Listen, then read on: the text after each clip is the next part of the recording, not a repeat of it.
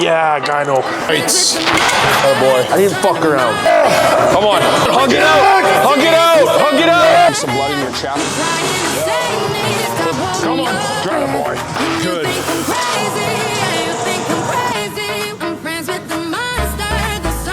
Good fucking morning. It is 7:20. Didn't get much sleep last night, but the boys are gonna hit a big push session. Thank you guys for watching our first video back. Decent amount of comments on there, some good feedback. So we're gonna try to do this as frequently as possible. All right, guys, pre-AM session, what do I do for fuel? So I already had 1 scoop of raw fuel. I love this because it has fructose in it, not just dextrose, but it's kind of a combo product.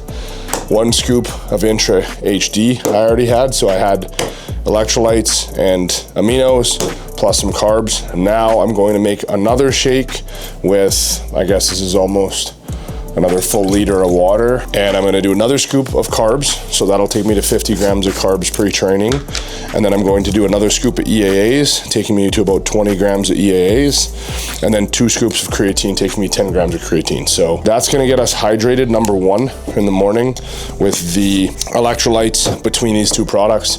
There's a great electrolyte profile, so I don't have to add when I'm using these, but otherwise a lot of times I will add an electrolyte product. But hydration being your number 1 most important piece before a morning session. As much as the fuel is important, you have to get hydrated.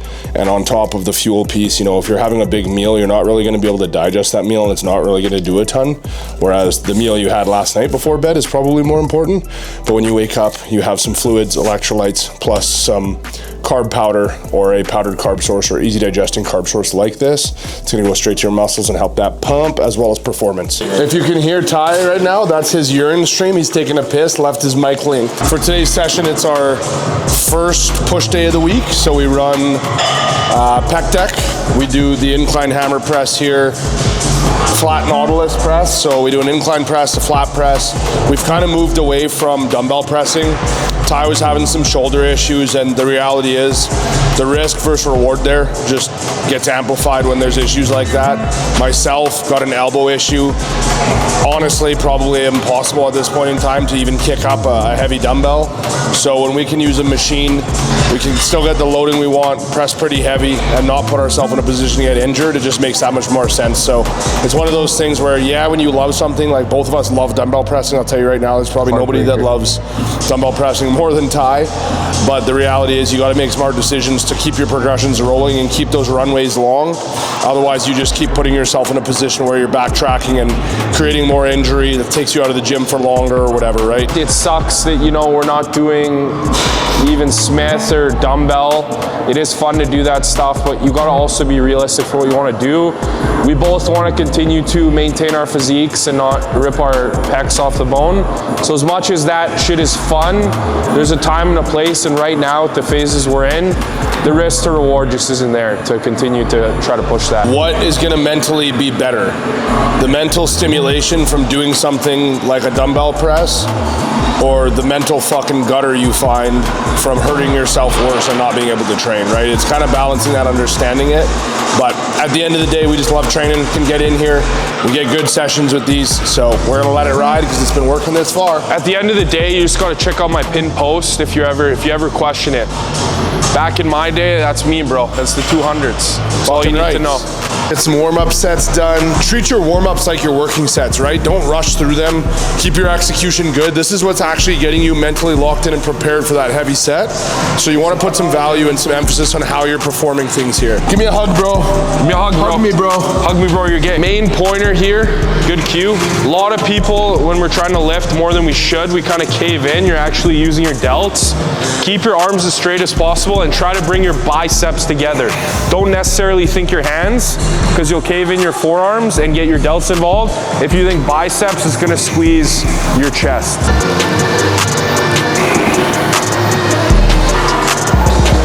So as you can see I'm really, really tanned right now. We started taking some melanotan 2 the other day. And listen, it's a big shirt. I don't think it's the worst thing in the world. You just have to respect and understand what it can do. It is gonna potentially jack up blood pressure a little bit. Probably not the absolute. Mine was already high to begin with. Yeah, probably not the healthiest thing to do consistently long-term, staying on all the time. But I would also argue for those of you that are hitting tanning beds and stuff to get tanned, it's gonna be a lot safer than that.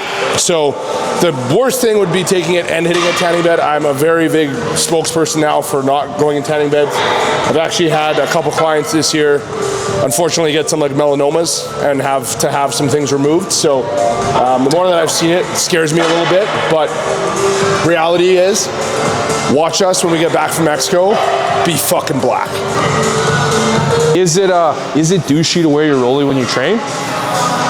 Answer in the comments. And guess what? I don't really give a fuck either way. Let's go, big dog. Good? Yeah. There we go. Fucking rights. Oh boy. I didn't fuck around. Come on. Hug it out. Hug it out. Hug it out. Yeah.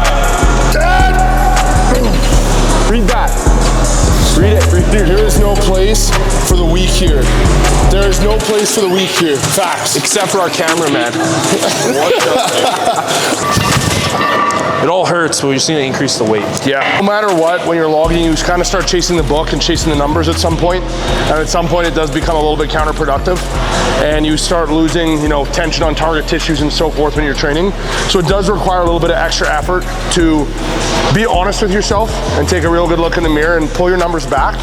Prioritize that execution. And like the thing is, we know that we can get pretty strong, but we're not really just trying to get strong anymore. We're trying to refine our physiques, right? So, you know, both of us noticed when we pulled our loads back a little bit, prioritize the execution, and we're still training hard to failure and heavy, but by doing that, we actually were getting way better pumps, way better connection with our chest, with our back, with our fucking quads, and all the different movements that we did it on.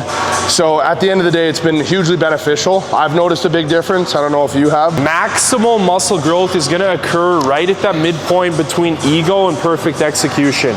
If you're too far on one side, too much ego, you're gonna get hurt, you're not gonna grow. If you're too far on the perfect execution, science lifter side, you're also not gonna optimize growth.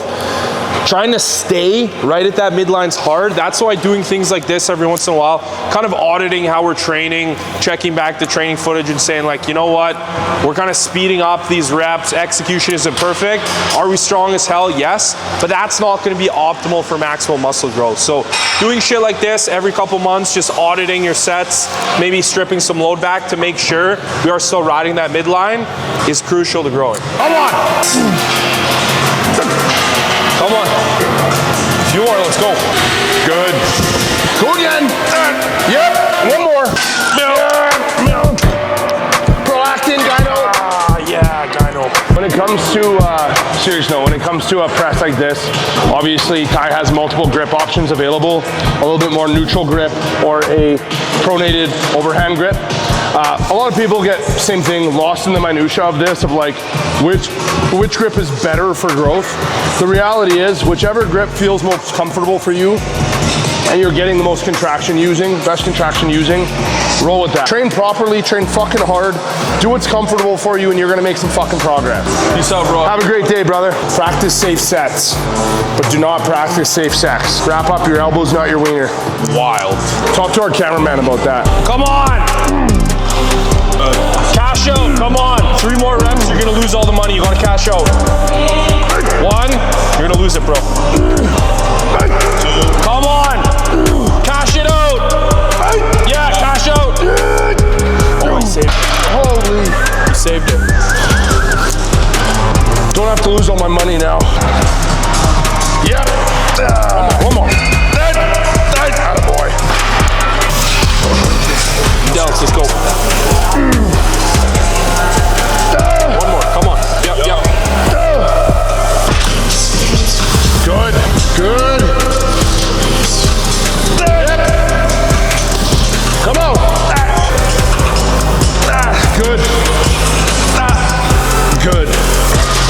So we, as you can see with this session, we only have one shoulder press and we only have one lateral raise movement we don't do a ton of delts actually through our entire training split, mostly because you're touching a lot of delts anytime you do an incline press, a flat press, all those movements.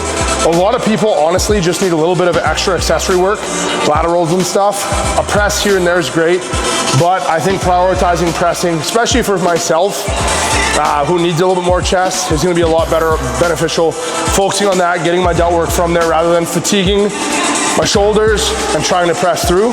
So we don't actually have a shoulder day. We have multiple push days. This push day, we hit a little bit of a press. Our next push day, we actually don't even touch shoulders at all. A lot of people ask what the most optimal time to train is. And I mean, I've done fucking everything you can imagine over the years. We've trained midday, we've trained evening, we've trained a little later in the morning. But I've came to realize, like, maybe in a perfect world, having a couple meals in would maybe be a little more optimal. What's gonna actually be optimal is finding a training time that you can be consistent with, right? Your body's gonna kind of adapt with where you're training, and there's a lot of things you can do nutritionally with meals to make whatever time you can train at optimal. So obviously us training earlier, it still gives us enough time to get a small meal in, and realistically the performance I see now versus when I'd have a couple meals, it's not gonna be significantly different. When we were trying to do that, just with the lives we have, being entrepreneurs, being busy, that training time would shift, sometimes a 4 to 5 hour window, and that would fuck me up more, not being consistent with when I'm eating my pre-workout meal, sometimes missing the pre-workout meal. Whereas now, training early and being consistent, that's gonna give you a lot more benefit than trying to do the on paper optimal thing. A lot of times you also won't realize it too. I was this way, you know, when we're pushing food and trying to grow and stuff, I gotta eat a decent amount of food. And until you stop training in that state in the afternoon, like I always thought 3 to 4 meals I needed in first to train and feel good in the gym. And then once we started training first thing in the morning, I actually realized I feel better like this. I start to get tired the more food I eat through the day when I'm eating a lot of, you know, rice, 400 grams, 300 grams of rice a meal, whatever it looks like. I start to get a little bit more tired. So I find in the morning, a little bit more empty stomach, I have higher energy levels, and I just get better sessions. So yeah, but whatever works for you guys works for you. I mean, we grew like mad before training in the afternoon. I've been somebody who's trained at 8, 9 at night, and I grew during then. And now here we are getting to the gym at 6:30 in the morning, training at 7 a.m. first thing. So it can all work, whatever works for you. I actually stopped doing our dips for a little bit, and I was just doing like a decline cable fly because it was really bothering my shoulders. And I realized, again, I was actually doing them pretty good with, you know, 2 plates hanging on me, an extra 90 pounds, whatever, but just getting too much into shoulder rotation and stuff in the bottom, pulling my loads back, and I told myself I wasn't gonna increase the weight until I was able to do 3 slow and controlled sets at 15 reps minimum each set. I just hit that a couple weeks ago now, so I started to work my way back up. I'm again gonna stay at 15 reps per set, try to hit 15 per set, but just adding a 10 here. So don't need to go crazy with the weight, it's how you do it that really matters, but also just taking shit hard and letting it ride. My shoulder's really fucked and I can barely do them, but I'm still gonna do them.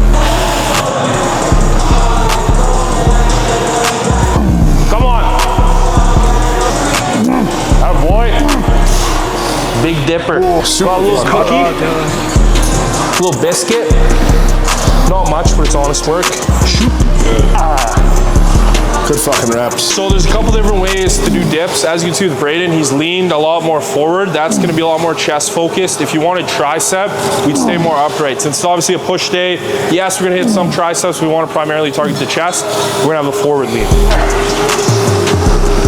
Good. So one of the things that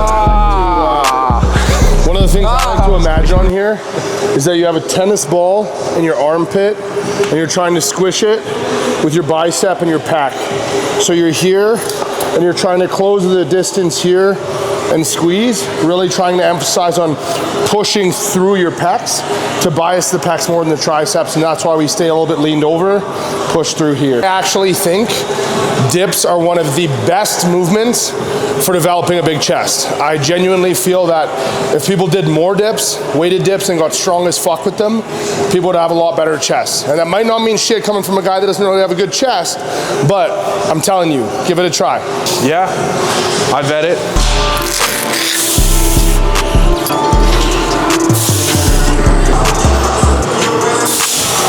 Alright guys, so one of the things you'll realize when we're doing this is I'm not doing a lateral raise from here and pulling directly out to the side. That's not going to be ideal. There's going to be a lot of trap involvement here and jamming up in the shoulder. So what you actually want to do is you want to lift in something called your scapular plane, which is going to have this lined up a lot better with the fibers of the delt and also allow you to keep the trap not as much involved and relaxed and allow that shoulder joint to move freely. So you actually want to not lift straight out to the side, not lift straight forwards. You want to lift out at about 45 degrees or so from here. And don't think about pulling up with the elbow. A lot of times on machines, people do this, or with dumbbells, they do this, pull out the dumbbells. As soon as you do that, you're activating the traps. Think about pushing your hand from the wrist out. I need shoulder surgery, his elbow's cooked. A lot of machines we can use in our gym. This allows us to have tension at every single point of the lift with the cable and not have gravity be a limiting factor. It also is a lot more adjustable. Like you'll see with him, his cable path is a little different than mine. That's purely just due to what feels the most comfortable. So again, finding exercises that work well for you, and that doesn't mean be a fucking pussy. That means find stuff that you connect well with, that works for your body, do them over the long term and get strong with them. You'll make the most progress that way. This might not be the best for you. You might be able to get away with doing a machine lateral or dumbbells. That feels better for you. So do that and stick with that.